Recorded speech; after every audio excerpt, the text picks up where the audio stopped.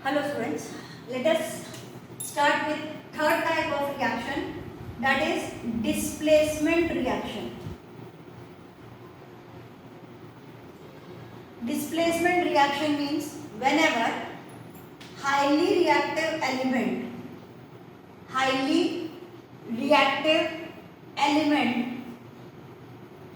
displaces less reactive element from its place, then it is called as displacement reaction. क्या बोल रहे हैं हम लोग? Highly reactive element displaces less reactive elements from its place. क्या आपको अभी रिएक्टिविटी पता है? तो सर्टेनली अभी आप लोगों को रिएक्टिविटी के बारे में पता ही नहीं है कि कौन सा हाईली रिएक्टिव है, कौन सा लेस रिएक्टिव है. ये टॉपिक हमें मिलेगा चैप्टर नंबर 3 में. चैप्टर नंबर 3 में एक टेबल दे रखा है हमें द रिएक्टिविटी सीरीज के नाम से. It is under the heading 3.2.5. Page number करीब 45 के आसपास आपको मिलेगा. रिएक्टिविटी सीरीज, उसमें आपको दे रखा है कि पोटाशियम ऊपर है, सोडियम, कैल्शियम, मैग्नीशियम. अपने जो काम का है खाली उतना मैं बताती हूँ. एल्यूमिनियम के बाद में जिंक, Fe मतलब आयरन के बाद में लेड Pb, उसके बाद में हाइड्रोजन के बाद में कॉपर, उसके बाद मर्क्यूरी Hg, उसके बाद में सिल्वर Ag और लास्ट में Au गोल्ड. जो हमें एलिमेंट्स अभी फिलहाल चाहिए वो एलिमेंट्स है एल्यूमिनियम, उसके नीचे जिंक, फिर आयरन, फिर लेड, फिर हाइड्रोजन, फिर कॉपर, मर्क्यूरी, सिल्वर और गोल्ड. एक्चुअली रिएक्टिविटी सीरीज पूरा एक एक्सपेरिमेंटल फॉर्म है.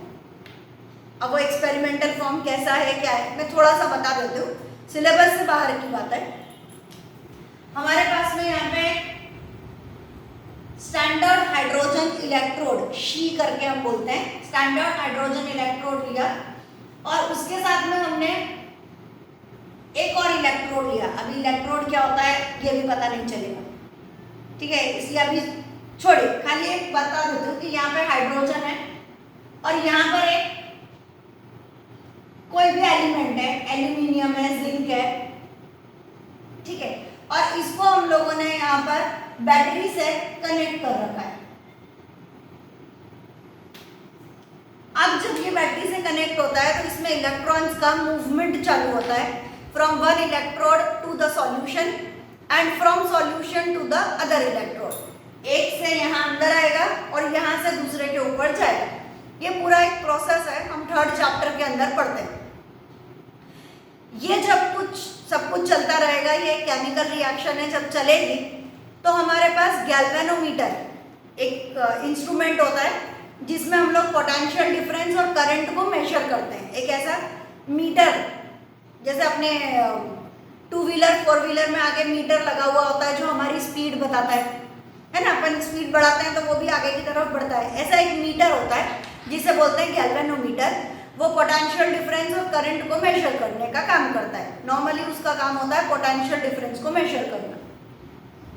उसमें वो डिफरेंस पता चलता है, एक वैल्यू हमारे पास में आती है. हर एक एलिमेंट के लिए हम लोग उस वैल्यूज को फाइंड करते हैं. हाइड्रोजन की वैल्यू हम लोग 0 लेते हैं.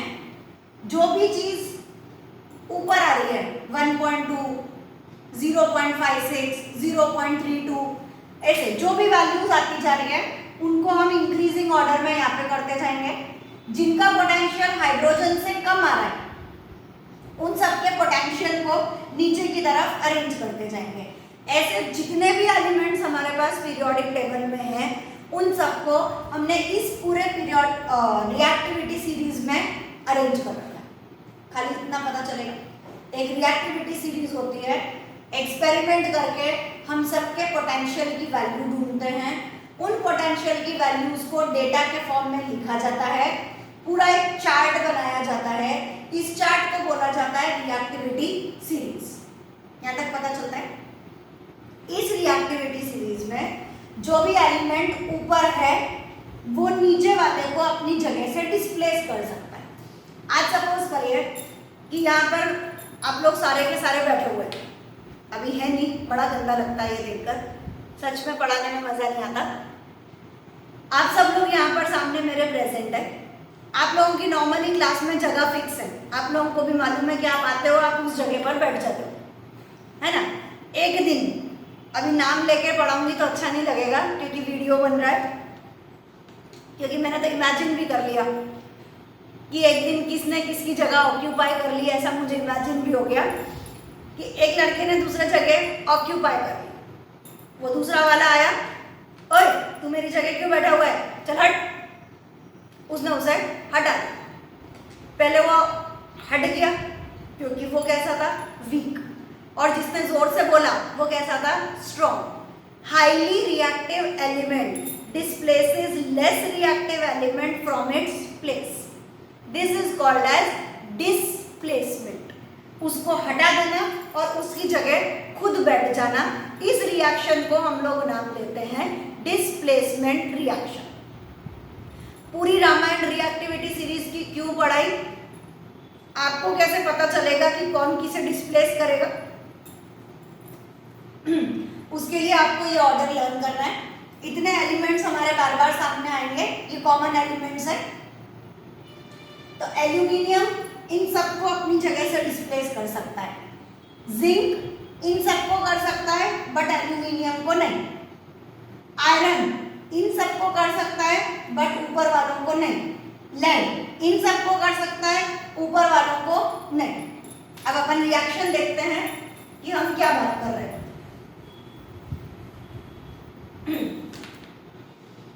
हमारे पास में है zinc Zn plus FeSO4। Fine, zinc ऊपर है मतलब वो आयरन को धक्का मार सकता है। उसने आयरन को धक्का मारा और खुद आयरन की जगह चला गया, क्या बन गया, वी हैव ZnSO4 और आयरन जो है वो बाहर निकल गया। Such reactions are called as displacement reaction when highly reactive element displaces less reactive element from its place। उल्टा करते हैं, Fe प्लस ZnSO4। अब क्या आयरन धक्का मार सकता है? देखिए आयरन नीचे है, वो जिंक को धक्का नहीं मार सकता, it can not displace zinc. तो जब ये इसे धक्का मार ही नहीं सकता तो हमारा आंसर आएगा नो रिएक्शन। पता चलता है? अब हम लोग लेते हैं ओके,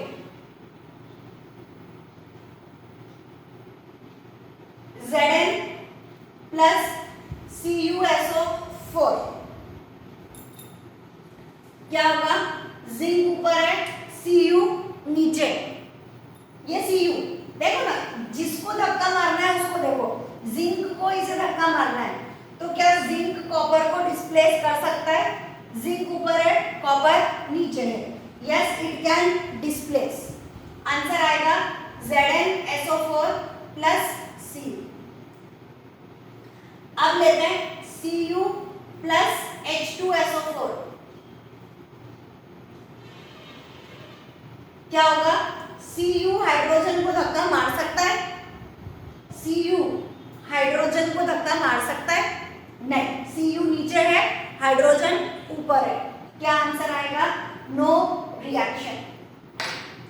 इतनी देर में 2-3 जनों के दिमाग में आ गया होगा कि क्या मैम हर एक रिएक्शन SO4 के साथ में ही होती है और कोई सामने नहीं आ सकता? तो ऐसा कोई लॉजिक नहीं है। दूसरा एग्जांपल ले लो, Pb प्लस CuCl2। ऐसा कोई लॉजिक नहीं है कि SO4 ही होना चाहिए, वो ऑलमोस्ट कॉमन फॉर्म में है इसलिए लिखने में आ जाता है Pb plus CuCl2। Pb copper को धक्का मार सकता है, क्वेश्चन मार्क। Pb कॉपर को धक्का मार सकता है, यस, क्योंकि Pb ऊपर है, कॉपर नीचे है। आंसर आएगा PbCl2 प्लस C। पता चलता है? तो when highly reactive element displaces less reactive element from its place. The reaction is called as displacement reaction. अब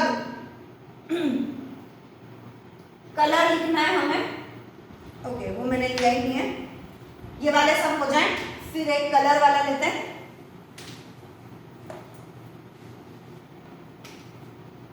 Fe plus CuSO4 iron copper को धक्का मारेगा, क्वेश्चन मार्क। आयरन कॉपर को धक्का मारेगा, यस, आयरन ऊपर है, कॉपर नीचे है। कॉपर को धक्का मार दिया, क्या बन गया? FeSO4 plus Cu। अब कॉपर सल्फेट जो है ये एक्वस सॉल्यूशन के फॉर्म में है, ये सॉलिड है। अब मैंने सीखा एक ही स्टेट लिखी जा सकती है, ये एक्वस, ये सॉलिड। CuSO4 का कलर ब्लू, FeSO4 का कलर ब्राउन, FeSO4 का कलर ग्रीन और कॉपर का कलर ब्राउन। कॉपर का सिंपल Cu का कलर ब्राउन। कलर हमें चाहिए blue colour, green colour, brown colour. हुआ? अब जो आप गलत करेंगे वो वाला बता दूं, है ना? वो वाला तो देख लीजिए, एल्यूमिनियम प्लस ZnSO4, ये वाला गलत करोगे, इसलिए जरूर लिखना इसे। Al plus ZnSO4, definitely aluminium ऊपर है, वो जिंक को रिप्लेस करेगा, रिप्लेस किया, it is AlSO4 plus zinc. कहना मैम ये तो हमें आता है, इसमें क्या गलत किया हमने? ये आंसर रॉन्ग है।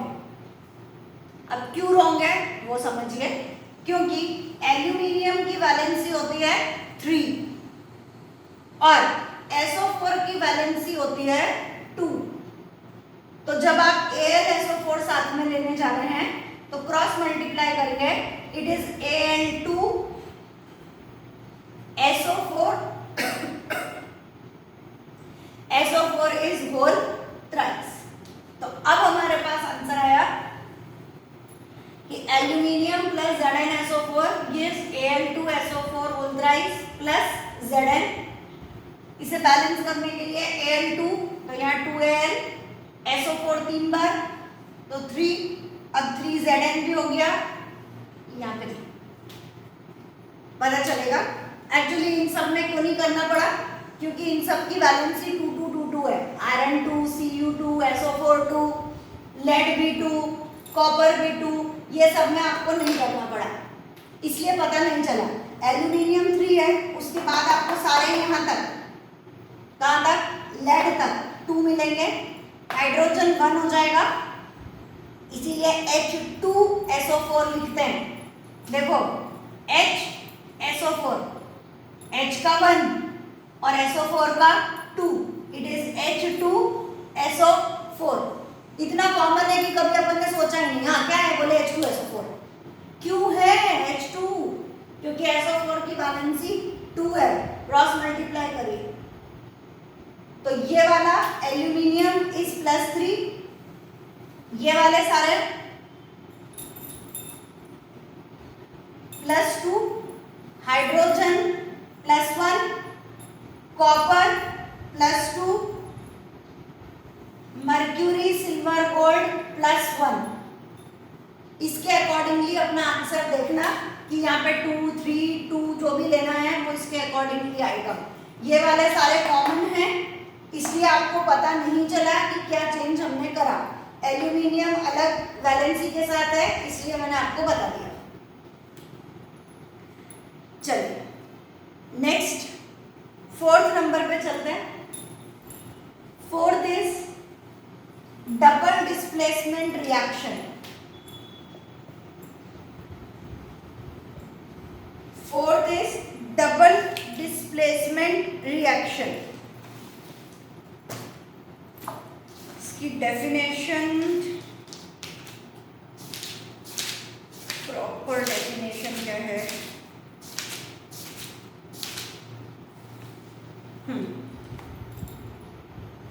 In this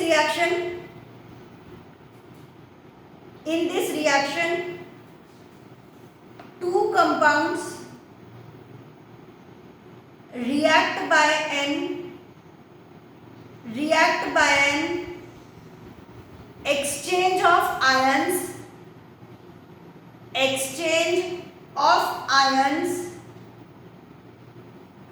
to form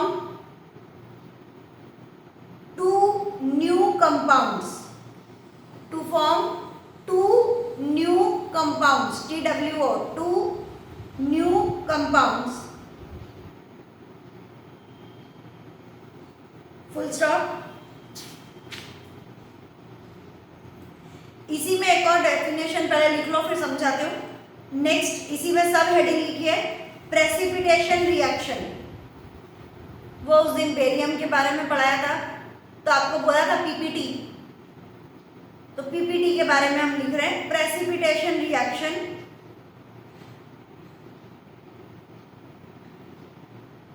It is a reaction in which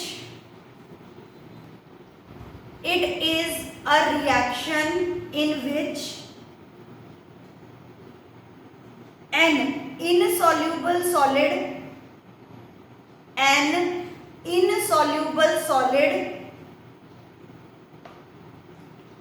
bracket में प्रेसिपिटेट, ब्रैकेट में खाली एक वर्ड प्रेसिपिटेट, ब्रैकेट क्लोज कर देना, is formed that separates from the solution।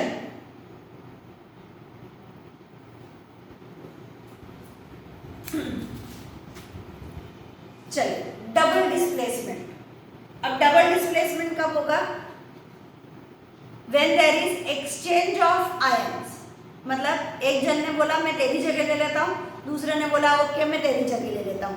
दोनों ने जब म्यूचुअल अंडरस्टैंडिंग के साथ अपनी अपनी जगह बदल ली, तब ये कहलाएगा डबल डिस्प्लेसमेंट। इस वाले में कैसा था, जो हाईली रिएक्टिव है वो लेस रिएक्टिव को अपनी जगह से हटा के बाहर फेंक देता है ना।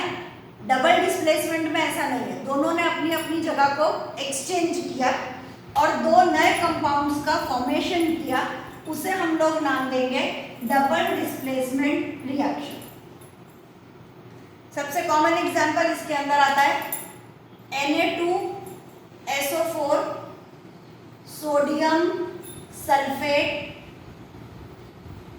Plus barium chloride BaCl2 gives। अब क्या होगा, ये जो Ba है ये Na की जगह आ जाएगा और Na जो है वो Ba की जगह चला जाएगा। दो आयन्स बने अलग अलग, Na ने Na प्लस बनाया, Ba ने Ba2 प्लस बनाया, ऐसे आयन्स बने और उन आयन्स को उन्होंने एक दूसरे के साथ में एक्सचेंज कर। तो ये बेरियम का इधर आना, it is BaSO4 plus Na का उधर जाना, इट इज NaCl। बैलेंस करने के लिए 2। बेटा ये आपको समझना होगा कि Na की वैलेंसी 1 है, SO4 की 2 है, इसलिए हम लोगों ने Na2SO4 किया। और बेरियम की वैलेंसी 2 है, SO4 की वैलेंसी भी 2 है, दोनों बराबर हैं, इसलिए हम क्या लिखते हैं BaSO4। तो थोड़ा सा वैलेंसीज के अकॉर्डिंगली ध्यान रखिए कि आप लोग क्या लिख रहे हैं क्या नहीं लिख रहे। फाइन, यहाँ पर जो ये BaSO4 बना, this is white precipitate, white PPT। देखो हमारे पास बेरियम क्लोराइड है, इसमें हमने सोडियम सल्फेट डाला टेस्ट ट्यूब में और हिलाया। जैसे हिलाया थोड़ा सा सॉल्यूशन बना और थोड़ा सा टर्बिडिटी आ गई, मतलब ऐसे झाग झाग जैसा आ गया है ना। वो जो झाग झाग जैसा आ गया, अब उसे हम लोग अगर छानेंगे एक फिल्टर पेपर से, हम लोग ये टेस्ट ट्यूब है, दूसरा एक जार लेंगे, उस जार में फिल्टर पेपर रखेंगे और इस टेस्ट ट्यूब के पूरे सॉल्यूशन को उसमें डालेंगे तो फिल्टर पेपर के ऊपर हमें झाग झाग जैसा कुछ नजर आएगा। वो जो झाग झाग जैसा नजर आया है ना, उसे हम लोग बोलते हैं प्रेसिपिटेट, पीपीटी। वो पीपीटी का फॉर्मेशन इनके अंदर कॉमन है। नेक्स्ट, इसी जगह हम लोग ले सकते हैं AgNO3, सिल्वर नाइट्रेट,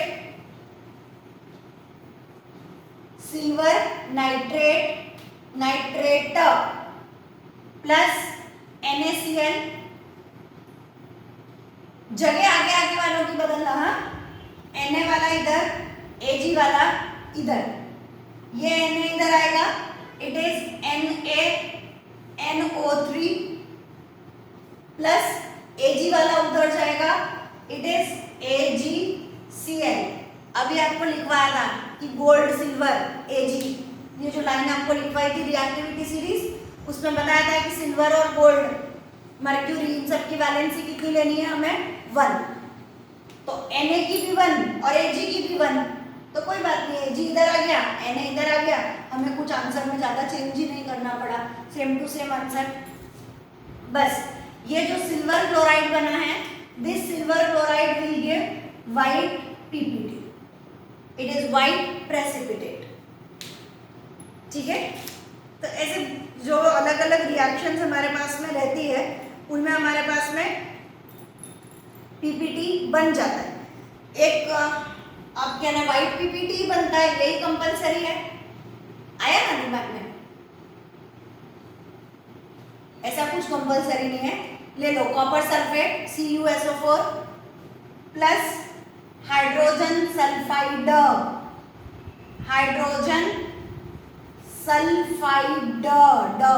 डमरू का ट अलग होता है, ड अलग होता है, लिख नहीं देना, सल्फाइड। क्या होने वाला है, ये इधर आएगा, ये इधर जाएगा, जैसे ये इधर आया क्या बन गया, H2SO4 प्लस ये Cu उधर जाएगा, इट इज CuS। ये जो कॉपर सल्फाइड बना है, this is black PPT. Normally in reactions में पीपीटी बनता है, ठीक है, नॉर्मली बनता है। एक वेरी फर्स्ट डे आपको रिएक्शन लिखवाई थी लेड नाइट्रेट वाली, याद आएगा जब चेंज इन कलर वाला समझाया था? अब उसको वापस लिखो, it is PbNO3 whole twice lead nitrate plus Ki। पता चलेगा, ये K इधर आ गया और Pb इधर आ गया, क्या बना, it is KNO3 plus PbI2। ये जो PbI2 है, आपको बोला था ना उस दिन yellow, this is yellow PPT। आज आपको पता है PPT का मतलब, इसलिए प्रॉपर लिखवा रही हूँ, दिस इज येलो PPT। ठीक है, तो प्रेसिपिटेट नॉर्मली डबल डिस्प्लेसमेंट में बन ही जाता है। आंसर में आप ऐसा नहीं लिखेंगे कि PPT is always formed in double displacement, no. Double displacement की मैंने आपको प्रॉपर डेफिनेशन लिखवाई है कि एक्सचेंज ऑफ आयन्स अगर होता है to form 2 new compounds, such reactions are called as double displacement reactions. आपका आंसर यहाँ खत्म हो जाता है, उसके बाद में आप लोगों को एग्जाम्पल दे देना है, उसमें आपका पीपीटी बनेगा। फिर आप नीचे लिखेंगे कि normally in double displacement PPT is form, PPT मतलब प्रेसिपिटेट इज फॉर्म नॉर्मली। ठीक, अब हमारे पास एक टॉपिक मेन बचा है, ऑक्सीडेशन और रिडक्शन, बड़ा टॉपिक। उसके बाद में करोशन और रेंसिविटी। मोस्ट प्रोबेबली 1 दिन या 2 दिन में हमारा ये कंप्लीट हो जाएगा चैप्टर। उसके बाद नेक्स्ट देखते हैं क्या चालू करना है। अभी के लिए बाय।